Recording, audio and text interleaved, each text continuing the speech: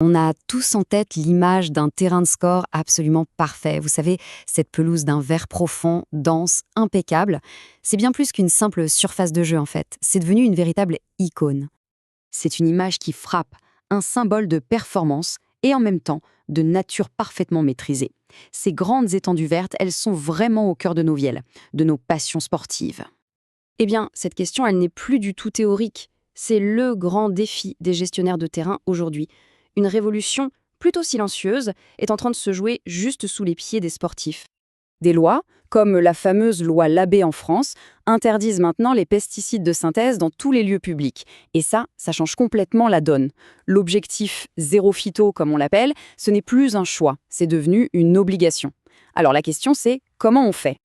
La réponse, elle se trouve dans un changement total de philosophie. On ne va plus traiter les problèmes en surface, mais on va construire la santé du terrain en partant de sa base, c'est-à-dire le sol. Pour bien saisir la différence, regardez ça. Avant, c'était assez simple. On voyait un problème, une mauvaise herbe, une maladie, et hop, on appliquait une solution chimique. C'était de la réaction pure. Aujourd'hui, l'approche ressemble beaucoup plus à de la médecine préventive. L'idée, c'est de renforcer le système immunitaire du gazon pour qu'il puisse se défendre tout seul. On passe donc de la réaction à l'anticipation. Et bien sûr, pour anticiper, il faut d'abord comprendre ce qui se passe sous nos pieds. Le sol n'est plus vu comme un simple support. Non, c'est un écosystème qui vit, qui est complexe et qu'il faut apprendre à connaître.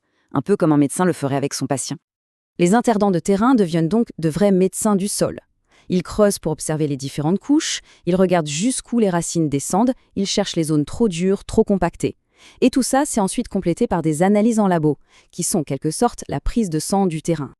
L'un des problèmes qu'on découvre le plus souvent, c'est ce qu'on appelle le feutre. Il faut imaginer une sorte de matelas épais fait d'herbes mortes qui se forme à la surface, et ce feutre, en fait, il agit comme un couvercle. Il étouffe le sol, il l'empêche de respirer, il bloque l'eau, bref, il crée un milieu parfait pour les maladies. Et sans produits chimiques, il faut bien trouver un moyen de l'enlever. Alors, puisque les pulvérisateurs chimiques sont au placard, on sort une toute nouvelle panoplie d'outils. C'est la boîte à outils mécanique qui prend le relais pour régler des soucis comme le feutre. L'aération, par exemple. C'est un peu comme si on ouvrait grand les fenêtres pour aérer une pièce. En faisant des trous profonds dans le sol, on casse les couches compactées et on permet à l'air et à l'eau de circuler de nouveau jusqu'aux racines. C'est vraiment une étape clé pour la santé du gazon. Et pour ce fameux feutre dont on parlait, voilà l'arme principale, le défeutreur. Ces lames bien verticales viennent littéralement peigner le gazon en profondeur pour découper et arracher toute cette matière morte qui l'étouffe. Et d'un coup, le terrain peut enfin respirer. Juste après avoir aéré, très souvent, on va sabler. L'idée est toute simple. On étend une fine couche de sable qui va venir remplir les trous qu'on vient de créer. Ça agit comme des milliers de petits puits de drainage. Ça aide l'eau à s'infiltrer et en plus, ça garde la surface de jeu bien plane et souple. Et puis, il y a des cas où le sol est vraiment trop abîmé. Là, il faut sortir les grands moyens. Cette machine, elle est impressionnante. Elle vient littéralement peler toute la surface du terrain pour tout enlever. C'est une remise à zéro totale, une régénération pour repartir sur des bases complètement saines. Avec cette nouvelle approche, le métier change complètement. L'entretien d'un terrain, ça devient un vrai travail d'enquêteur. Chaque détail, même ce qui semble être un problème au premier abord, devient un indice. Prenez les mauvaises herbes. Avant, on les voyait comme des ennemis à éliminer à tout prix. Maintenant, on les voit comme des messagères. Leur présence nous dit quelque chose sur l'état du sol, sur ce qui lui manque ou ce qu'il a en trop. Il suffit d'apprendre à lire le message. Ce tableau, il l'explique très bien. Par exemple, s'il y a beaucoup de trèfles blancs qui poussent, c'est un excellent indicateur que le sol manque d'azote.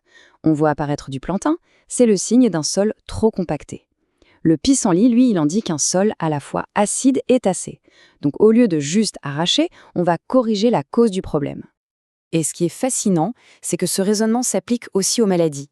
Quand un champignon se développe, ce n'est pas juste de la malchance. C'est le symptôme d'un déséquilibre.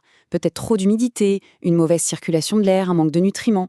L'intendant détective va chercher la cause pour prévenir, plutôt que de devoir guérir.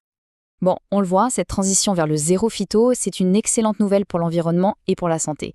Mais il ne faut pas se voiler la face, ça représente un défi immense pour les professionnels du secteur. Les experts s'accordent sur 5 grands obstacles. D'abord, il faut acheter de nouvelles machines qui coûtent cher. Ensuite, tout ce travail mécanique, ça prend beaucoup plus de temps et ça demande de nouvelles compétences. Souvent, les terrains sont surutilisés, ce qui ne laisse pas au gazon le temps de se reposer. Il y a aussi un vrai besoin de formation à grande échelle. Et enfin, il faut aussi faire évoluer les mentalités, faire accepter qu'un terrain zéro phyto ne sera peut-être pas toujours aussi parfait visuellement, surtout au début de la transition. Et surtout, il faut être patient. Ça ne se fait pas en un claquement de doigts. On estime qu'il faut au moins 2 à 3 ans pour qu'un terrain construise sa propre défense naturelle. C'est un véritable investissement sur le long terme. Cette citation d'un professionnel du secteur, elle résume vraiment bien la situation. La volonté est là, les techniques existent, mais l'ampleur de la tâche est colossale. Ça demande un engagement de tout le monde, les gestionnaires, les élus et même les sportifs qui utilisent les terrains. Alors la prochaine fois qu'on se retrouvera devant un terrain de sport qui nous semble parfait, on pourra se souvenir que la vraie magie, ce n'est pas seulement ce beau tapis vert qu'on voit, mais c'est toute la vie et toute la complexité de ce qui se passe juste en dessous. Un écosystème entier, géré avec une nouvelle forme de sagesse.